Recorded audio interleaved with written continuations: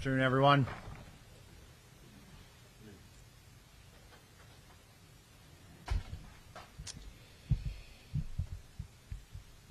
The assassination attempt of former President Donald Trump was a dark day for our country. I again extend my deepest sympathies to the family of Corey Comparator and sincere wishes for a swift recovery for Mr. Copenhaver and Mr. Dutch. The Secret Service takes full responsibility for the tragic events of July 13th. This was a mission failure. The sole responsibility of our agency is to make sure our protectees are never put in danger. We fell short of that in Butler, and I'm working to make sure that this failure does not happen again. I'm focused on ensuring that the full resources of the Secret Service are utilized to safeguard our protectees, and I've implemented and will continue to implement changes to ensure that that happens. We are and we will continue to cooperate with pending oversight investigations of the July 13th failure being done now by Congress, the Department of Homeland Security's Office of the Inspector General, and the independent review directed by President Biden. Additionally, the Secret Service's Office of Professional Responsibility is currently conducting a mission assurance review. As I stated, I am not waiting for the completion of those reports, and I've directed the Secret Service to take immediate steps to ensure our protectees are indeed safe. And I will summarize those steps in a moment. I am committed to pursuing accountability for the Secret Service's failure in Butler, Pennsylvania. But let me be clear. If policy violations by Secret Service personnel are identified by the agency's mission assurance review, those individuals will be held accountable. And they will be held accountable to our fair and thorough disciplinary process. The first part of that process is an investigation to identify whether policy violations occurred. Potential policy violations are referred to our Office of Integrity, and appropriate discipline is administered under our table of penalties. The facts will drive the outcomes of those investigations, and I promise accountability. And I will not rush to judgment nor ignore due process. Every single person within the Secret Service feels the weight of what happened. We are in an unprecedented threat environment and a high operational tempo during this presidential campaign. The men and women of the Secret Service are working incredibly hard and doing their jobs under difficult circumstances. They need to focus on their work, and they need to know that I have their backs, and that is my commitment to them. I want to thank our state and local partners. The Secret Service relies on local law enforcement for every protective event. Those valiant men and women work tirelessly protecting their communities. They know the people, places, and terrain that we operate in. We owe them our thanks, and simply put, we cannot do our jobs without them. And I know how important this relationship is. I spent 4 years in local law enforcement before joining the Secret Service. I know the long hours these men and women put in and the professionalism they bring to this partnership. And in that capacity, I was always proud to support the Secret Service's protective mission when called upon as a municipal police officer. In no way should any state or local agency supporting us in Butler on July 13th be held responsible for a Secret Service failure. Typically, the Secret Service refrains from commenting on ongoing investigations, but we know these are extraordinary circumstances. So please understand that the information provided today is based on what I know now to a degree of certainty. We will learn more as interviews are completed and further evidence is gathered and analyzed, and I will share more information as it becomes available. But I can say without a doubt that heroism was present that day. Secret Service agents rushed to the stage to shield the former president with their bodies within 3 seconds of bullets ringing out in an unflinching act of bravery. The Secret Service counter-sniper who neutralized the threat with a single shot undoubtedly saved countless lives. We're in a high operational tempo, and I need and I want our Secret Service workforce, the dedicated men and women of the Secret Service, I want to know and I want to make sure that they are uplifted so they can focus on carrying out the mission. They are worthy of trust and confidence, and they deserve your support. And let me take a moment to speak to the American people that are counting on us to do our job, to protect their ability to cast a vote for the candidate of their choice. The Secret Service's successes are largely unknown. You will only know of our failures, and those have been documented, and all of them are undeniably dark days in our nation's history. But let me tell you about the dedicated patriots of the Secret Service. These public servants are the quiet professionals working in the background, day in and day out. They are standing the watch, providing a blanket of protection to the people that work in the White House, to the thousands of people who attend political rallies and nominating conventions, to the thousands of American citizens who line Pennsylvania Avenue every 4 years on Inauguration Day to see the new president and the new vice president. And they are out there right now doing this mission. They are focused, and they live their professional lives committed to the values of this agency: justice, duty, loyalty, courage, and honesty. This is who we are, and this is what we do, and we will earn back your trust. I'll now provide a timeline of the visit to Butler, Pennsylvania.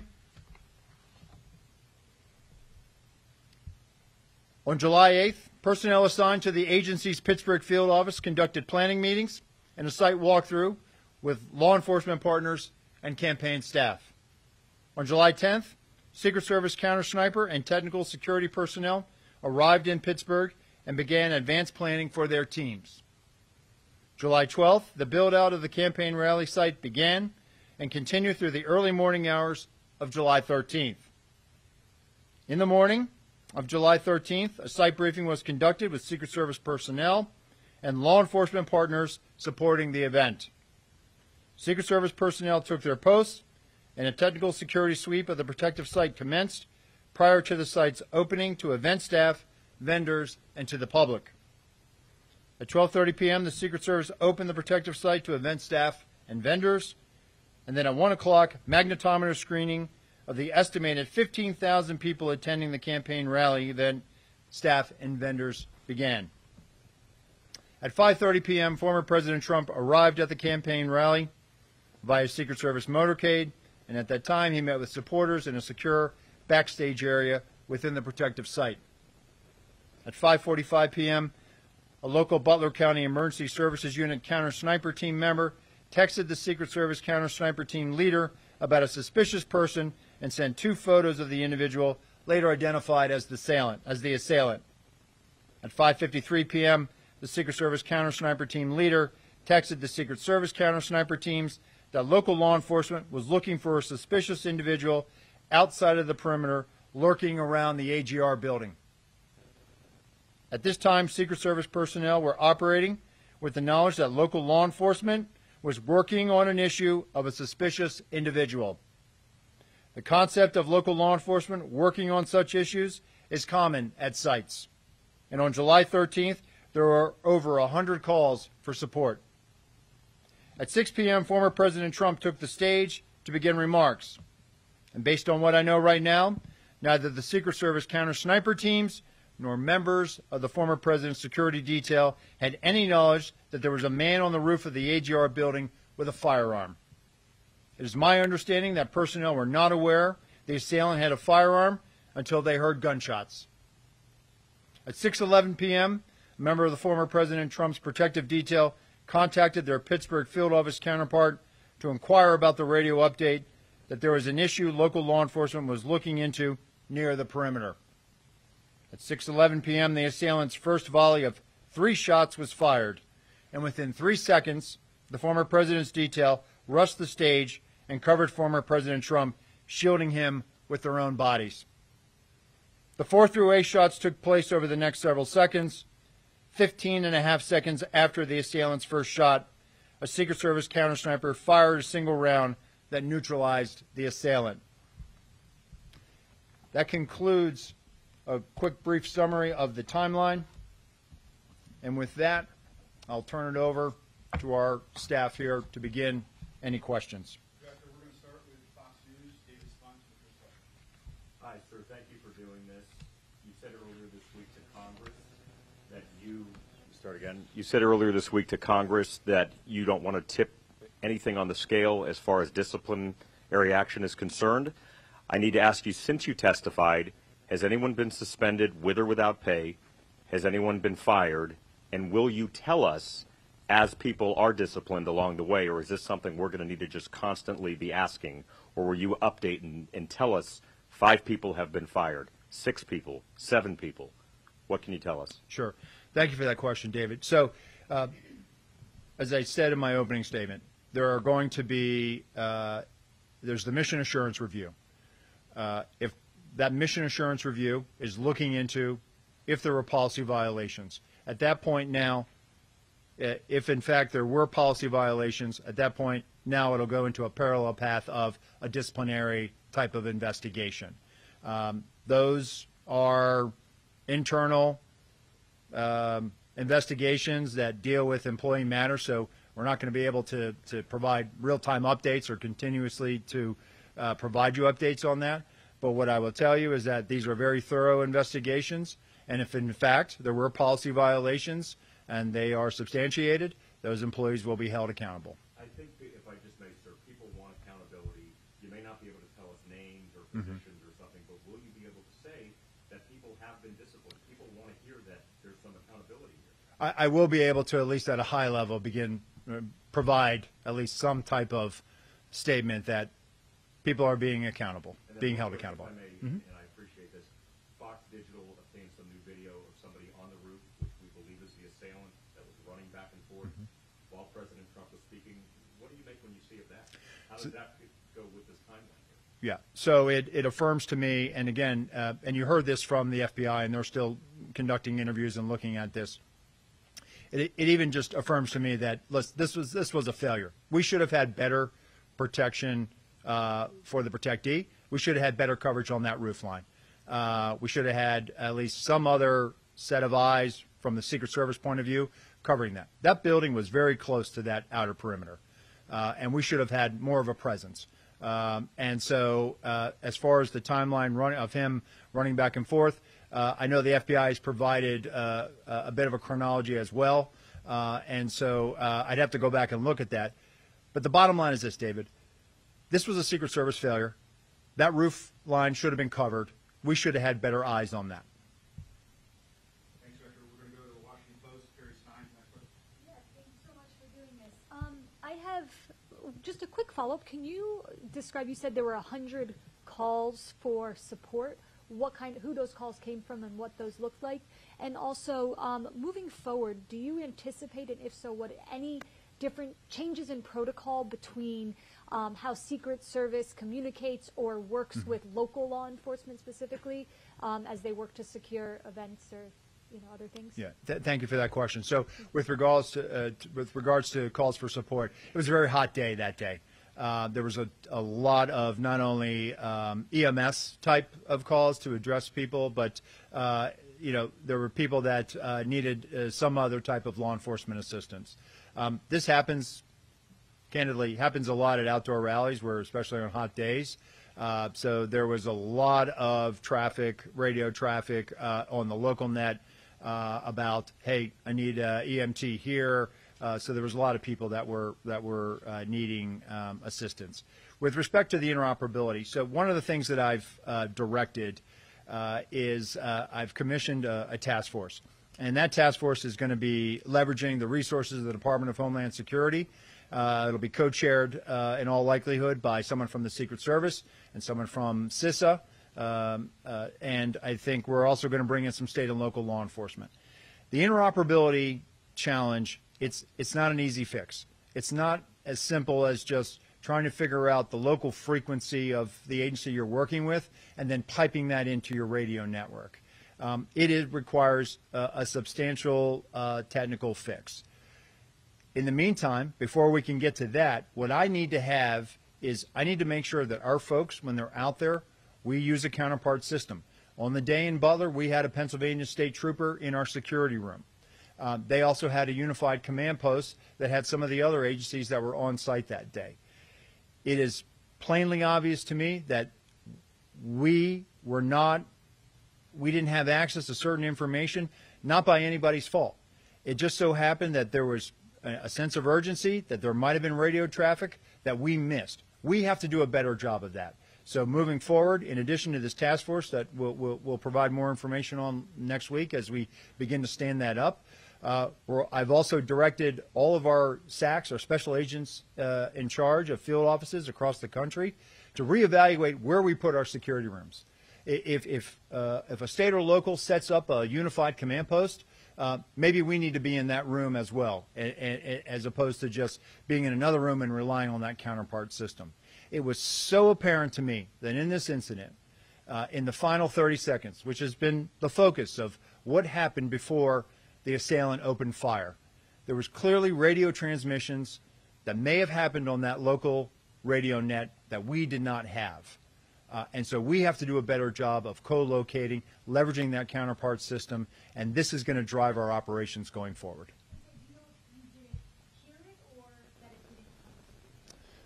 We did not. It did not make it over to us, or whether we did not hear it, it just did not make it over to us.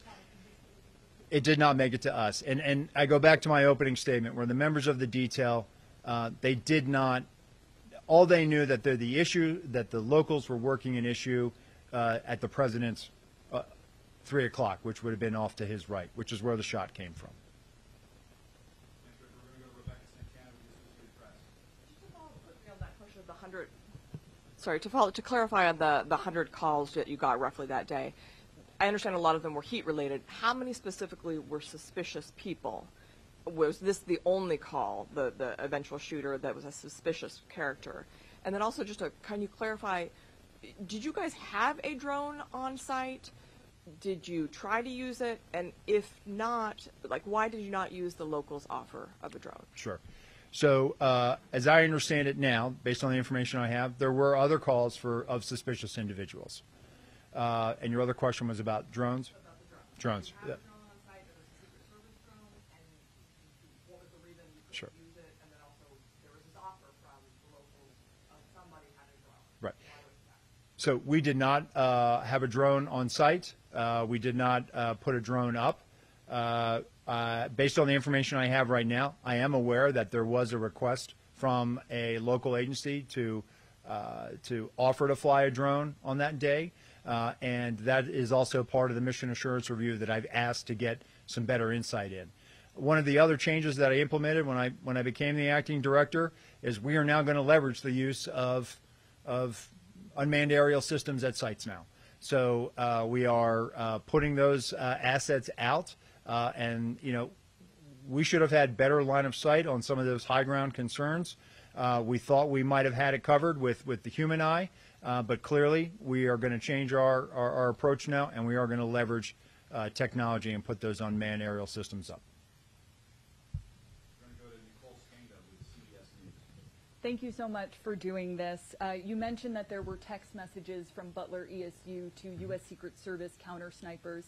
I'm curious if that is routine. There were 2 communication channels at the Butler rally, and you referenced earlier this week it appears that information was stuck or siloed at the state and local channel. What was the plan to relay information from locals to the Secret Service initially? What is the protocol? And I just have one follow-up. Sure. So, Nicole, we use that counterpart system, right? And so the teams, especially on the tactical side, when it comes to the tactical, our counter-assault team, they actually had an embed with them from the local TAC team. And they had that radio net as well with Pennsylvania State Police. With respect to the counter snipers, they were using cellular or telephone text communications. At this point, moving forward, what I have directed now is that everybody should be using the radio net. And if we don't have the ability to pipe in or leverage that counterpart system, that's one of the things that we're looking at now. We should be able to have direct comms with the people that are supporting us, and that's moving forward. That's what I have directed. So just to clarify, U.S. Secret Service counter snipers did not have radio communications. Not with the local CS folks that were providing a support they were basically had an area of responsibility independent from where our counter snipers were securing. And just a last thing, did the U.S. Secret Service counter sniper teams that arrived on site on July 10th ever relay line of sight concerns? What came of that? And can you confirm that this was the first 2024 campaign event that counter sniper teams were assigned to the former president? Sure. As part of their advance, they identified those line of sight, those high ground concerns, and there's a division of labor. With respect to the whether or not this was the first time, it was. It was the first time Secret Service counter snipers were deployed to support the former president's detail. Go to Eileen Sullivan with the New York Times. Hi, thanks so much for doing this. I have a question about the review that you did, the picture that you showed in the Senate the other day of the vantage point that the local snipers had. How do you know that that's the window that they were actually posted at? Because they're saying that they're on a completely other side of the building. And related to that, has the Secret Service actually interviewed the snipers that were in the AGR building? So thank you for that. So once the FBI had released the Butler Farm Show site, we were able to take custody of it, and we sent the full resources of our Office of Investigations, which included the Forensic Services Division. We did a full site reconstruction, and this is part of our ongoing mission assurance review. And as part of that, that also included the plotting and also trying to identify where not only our personnel were, but also where state and local law enforcement were. And then the second part of your question was? Well, so, I mean, how did you identify where they were? And have you interviewed the local snipers? So the mission assurance, we're starting with our federal personnel and working out. We will get, if they're willing to be interviewed, we will ask for the local law enforcement on site to be interviewed that day.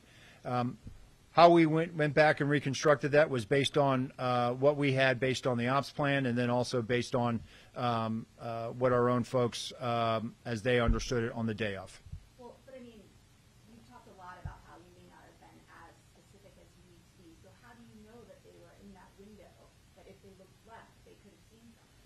Because Yeah. they're saying there's no way they couldn't see any of the roofs from where they were posted at the other side. So I think what we'll do is we'll let the mission assurance play that out, and we'll look forward to interviewing them and definitely getting their side of the story. But what I also want to reiterate is this was a Secret Service failure, and so they should not be blamed. We're not trying to shift blame to anybody, and that's the important takeaway, that we need our state and local partners out there doing this with us every day. Thanks, Director. We're going to go to Peter Thomas at ABC News. Director, thank you for taking the time. Just a couple questions, if you could walk us through some things to help us better understand.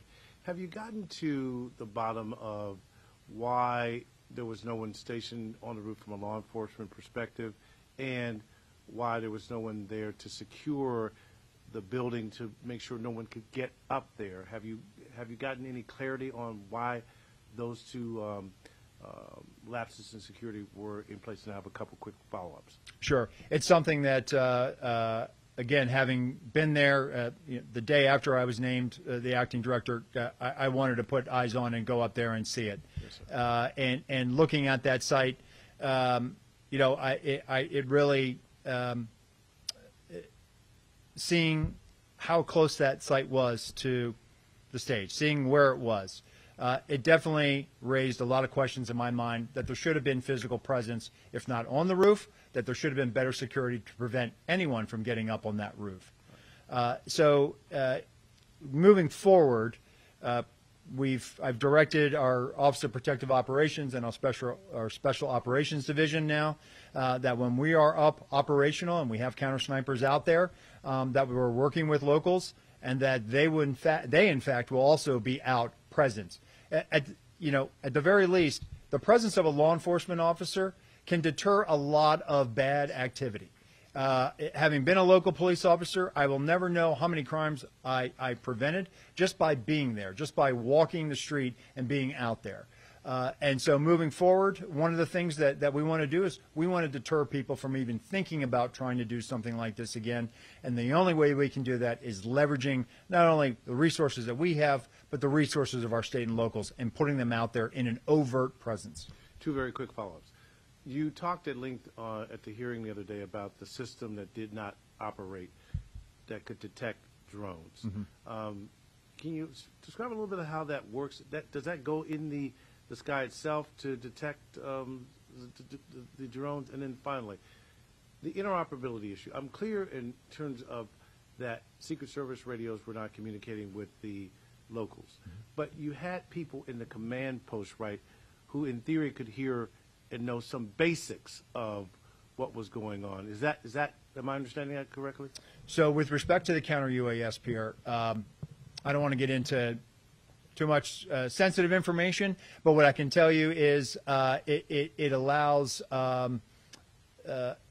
that asset allows the geolocation to be able to plot where a drone is within a certain distance of how we set up. So think of it as like geofencing, and then being able to pinpoint and detect where that is. And with respect to the agency that was, we had Pennsylvania State Police, but it appears that there was really a big sense of urgency going on, and the state and locals were doing everything they possibly could to try to find the assailant. He had already come to their attention. They were actively trying to find him, and I believe everyone was doing their level best to try to locate him.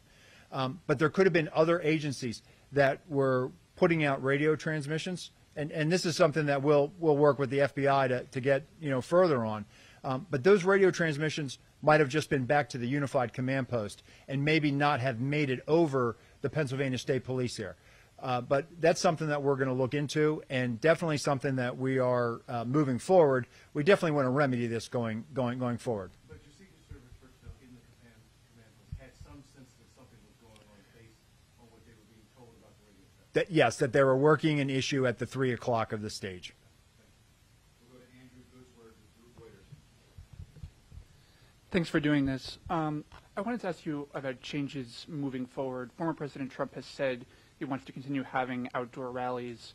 What specifically will be different at the next rally that wasn't the case in Butler? And if I could ask a follow-up to, do you have information in the 30 seconds after the gunman was confronted on the roof by a local law enforcement officer that there were local law enforcement trying to communicate with the Secret Service that there was someone on the roof with a gun and that transmission was the one that was missed? Okay. So with respect to the former president wanting to get back out there, listen, it's a campaign season, right? Candidates want to be out there. They want to be, whether it's an indoor site or an outdoor site, it's on the Secret Service to make sure that we create a secure environment.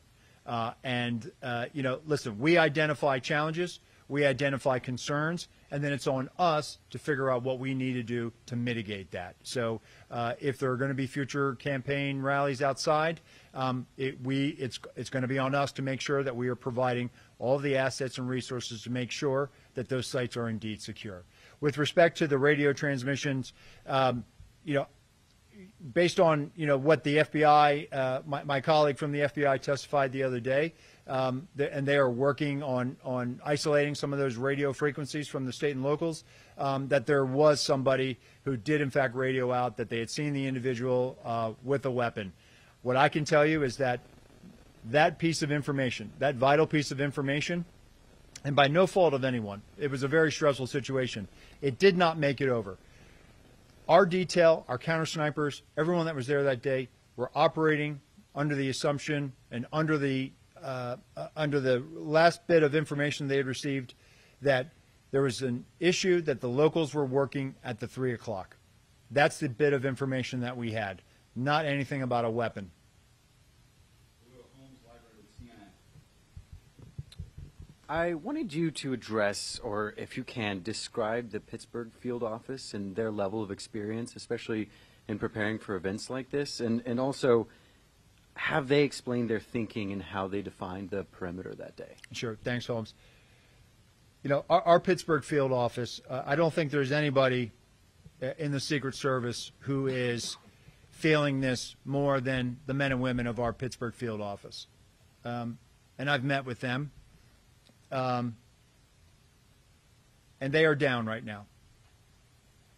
And so when I've met with them the other day, it was very difficult. It's difficult for them. They feel like they let their colleagues down. They feel like they let the country down. And they are wearing this, and it's open. You can see it. It's an open wound that they are carrying. They are a very experienced office. And what I will say is they are cooperating with the mission assurance. They understand the gravity of this situation. And they are definitely down right now. Now, if I can, one follow-up. You testified about one of the Secret Service failures was an assumption that day. I'm curious how the Secret Service can even make assumptions regarding protection, because it seems antithetical to the entire protection mission.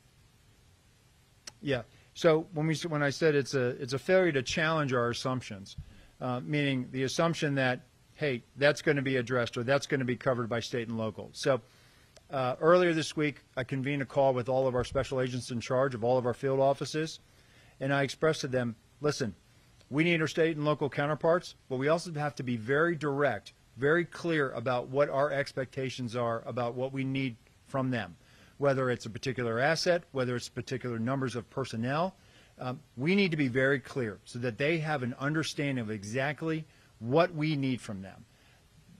That's on us. We need to be better communicators and articulate exactly what we need to mitigate any challenges, concerns, or anything that we identify during that advanced process. And so I have full confidence in our SACs in the field. I have full confidence in our state and local counterparts that moving forward now, we're not going to have this assumption that, oh, we think that they have it.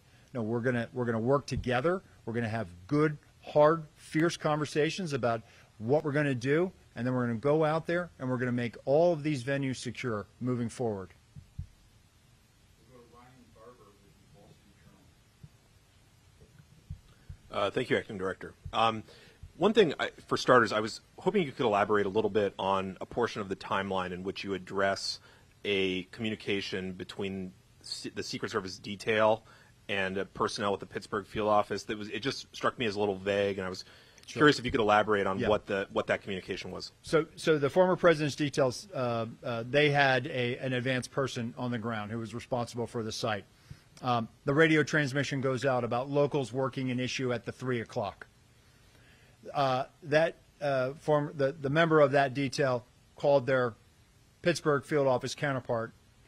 Hey, what do you know about this? Right in the middle of that phone conversation, the shots begin firing. So that's the context of it. And sorry if I missed. Could you say how they became aware of the locals working an issue in the first place to even have that conversation with them? That was the radio transmission that was put out by our security room. I got it. Okay. Just to follow up, I'm curious about you mentioned that this was the first event where Secret Service counter snipers had been assigned as part of the security for former President Trump. To what extent do you think that factored into what were ultimately shown to be the failures? Just that this was a first time, at least in a while, in his capacity as a former president, that they were there on the site. So the novelty of it. Sorry. Sure. So let me just clarify one thing. This was the first time that Secret Service counter snipers, but the former president at campaign rallies has actually been getting state and local resources. So tactical assets, counter snipers from state and locals. So with respect to why they were there in Butler, listen, we evaluate our threat landscape every day. We calibrate based on that threat. We evaluated a threat stream that we have, and we put our Secret Service counter sniper personnel out there. And looking back, it was very fortunate that we did. But the former president will have counter sniper coverage moving forward, as will the president, the vice president, Senator Vance, and then we'll await the eventual Democratic vice presidential nominee. We are going to put full resources out there to make sure that our campaign cadence now is obviously picked up, and we're going to make sure that we have all the resources out there to address any challenges that we have. We'll go in the front, Julia Ainsley with NBC News. Thank you. As you're doing this review, are you looking at the days leading up to this event and the instructions that you gave to state and local and federal partners? I know in the past there used to be a PowerPoint presentation that was given before events like this, where people who were part of each unit in the Secret Service would stand up, go through the mission, who was assigned to them, what they'd be doing. I understand that did not happen in this case and hasn't been happening for some time prior. Is that something you think was missing here? Is that something you might review and bring back? And do you also think the Secret Service is too reliant on state, local, and federal partners? I mean, you have almost 2,000 HSI agents helping in events coming this fall. That's a third of their workforce, and it takes a lot from state and locals as well. So first, would you bring back the PowerPoint? Do you think there should have been more planning? And are you too reliant on state and local and other partners? Thanks, Julia. So that will be part of the mission assurance, the communications and what was communicated leading up to it. What I can tell you now, based on information I have, is there was, and what you're referring to is what we call a police meeting, where we bring all the agencies together that will be directly supporting a particular visit. We know that there was a police meeting. We know that there were agencies from the various jurisdictions were present. The ones, and when I say that, the ones that were the primary ones identified with providing support and were going to be involved in the advanced planning process, meaning they were going to provide a counterpart, kind of like what you said, the PowerPoint. If you're going to be conducting the site, this is Special Agent so-and-so, and here's their contact info. And then usually at the end of that meeting, everyone kind of goes off and they form up and they go over, how they're going to go out and do the walkthroughs and identify some of the things. Based on the information, I don't know about the PowerPoint. I can tell you that there was a police meeting. With respect to the PowerPoint, I certainly think that visuals are always good. I think that if we're not using it, we certainly will. But that goes back to my direction that we have to be very specific about what we're communicating and what our expectations are moving forward. With respect to the reliance on state and local law enforcement, listen, there are 700,000 full-time law enforcement officers, over 700,000 full-time law enforcement officers in the United States. The majority of prosecutions in the criminal justice system in the United States are done by state and locals. That's a result of criminal investigations that they do every day in their communities to keep them safe. Over 135 officers died last year serving their communities, federal, state, and local. 47 of them died by violent means, gunfire. There's not an over-reliance on them. They're out there every day securing their communities. They know the terrain. They know the people. More importantly, they know the local laws. If you're in a state where it's open carry, we're going to rely on them to enforce local laws. I, as a federal agent, cannot go out there and enforce the laws of the Commonwealth of Pennsylvania. I need those state and local law enforcement officers. So I would push back on that. With respect to leveraging other federal partners, when we were in the Department of Treasury and I was a brand new agent, I would stand post during a campaign year with agents from ATF, IRS criminal investigations. We were all one big happy family. Customs. Customs moved over to DHS just like we did. So we do this every 4 years. We rely on those partners. We use them during national special security events like the Democratic National Convention, the United Nations General Assembly, the presidential inauguration. Those are whole of government security operations, which the Secret Service is the lead planning for, and we're going to bring in partners from across the government. I don't feel that it's an over-reliance. It's something that we have done going back to our days at Treasury, and we're going to continue to do that. We need those partners, and we need those state and local officers. Can I follow up here? Sure. There's just something I didn't understand. When you're talking about that time period where locals understand that this person is a threat, but it's before Secret Service finds out, understand communication issues, were they not standing right next to them, or were they in two separate command centers? So we had our security room, and then they had a unified command post, and we had a Pennsylvania State Police officer representative in our security room. There was no Secret Service agent in the unified? No, there was not. Are there typically two separate command centers? That was unique. As I understand it, that's an emergency management model that they use. As I mentioned in that conversation with our special agents in charge in the field, I've directed them, hey, we need to rethink where we put our security room. If the large majority of our partners are in a unified command post or in a different location, we need to probably be there too. And so we have to rethink how we, where we put our security rooms, and we are in fact doing that now moving forward. So let's go to Ellen Gilmer with Bluebird. We'll do the pool. If there's time for follow-up, we got to take turn. Thanks so much. Appropriators in Congress this week delayed consideration of DHS's budget for fiscal 25. They want to know more about what Secret Service needs.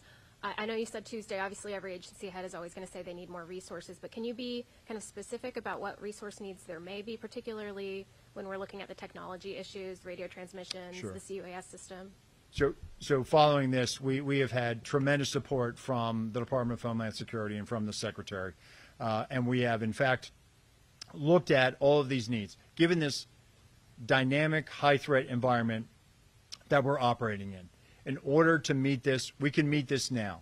But it is going to require additional investments and resources, and we are having those conversations.